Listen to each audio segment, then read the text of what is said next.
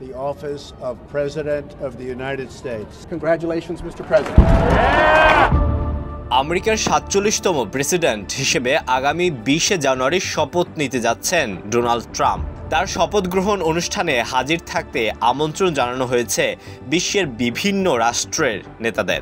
এবারই প্রথমবারের মতো রীতি ভেঙে আমেরিকার প্রেসিডেন্টের শপথ অনুষ্ঠানে বিভিন্ন রাষ্ট্রপ্রধানদের আমন্ত্রণ জানিয়েছে ট্রাম্প।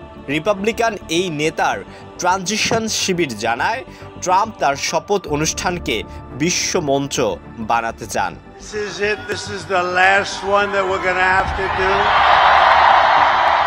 প্রথাগতভাবে মার্কিন প্রেসিডেন্টের অভিষেক অনুষ্ঠানে বিদেশি নেতাদের আমন্ত্রণ জানানোর নিয়ম না থাকলেও ট্রাম্প আমন্ত্রণ জানিয়েছে চীনের প্রেসিডেন্ট শি জিনপিং সহ বিশ্বের বিভিন্ন দেশের নেতাদের। বিশেষজ্ঞরা মনে করছেন এই আমন্ত্রণ ভূরাজনৈতিক কৌশলগত সম্পর্ক জোরদার করার প্রয়াস। চীন সরকারের পক্ষ থেকে জানানো হয়েছে প্রেসিডেন্ট শি অনুষ্ঠানে উপস্থিত থাকবেন না। তার পরিবর্তে ভাইস প্রেসিডেন্ট হান ঝ্যাং বা পররাষ্ট্রমন্ত্রী ইয়াং ই অনুষ্ঠানে যোগ দিতে পারেন।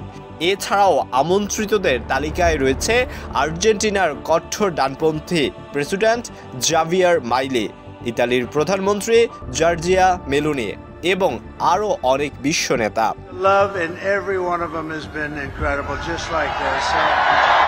ট্রাম্পের অভিষেক অনুষ্ঠানে ভারতের প্রধানমন্ত্রী নরেন্দ্র মোদীর আমন্ত্রণ না থাকলেও পররাষ্ট্রমন্ত্রী জয় এস শঙ্করকে আমন্ত্রণ জানিয়েছে ডোনাল্ড ট্রাম্প। তা নিয়ে ভারতীয় মিডিয়া পাড়ায় বেশ শোরগোল পড়ে গেছে। মোদী ছাড়াও ফ্রান্সের প্রেসিডেন্ট ম্যাক্রো অনুষ্ঠানে আমন্ত্রণ পাননি। অভিষেক অনুষ্ঠানে উপস্থিত থাকবেন বিশ্বের শীর্ষ প্রযুক্তি প্রতিষ্ঠান গুগল, মাইক্রোসফট, অ্যামাজন, শেভরনের প্রতিনিধিরা। এসব অনুষ্ঠানে ইতিমধ্যে ট্রাম্প প্রশাসনকে খুশি করতে $170 মিলিয়ন অনুদান প্রদান করেছে এই টেক জায়ান্টরা। ধারণা করা হচ্ছে আগামী ২০ তারিখের মধ্যে ২০০ মিলিয়নে পৌঁছাবে এই অনুদান।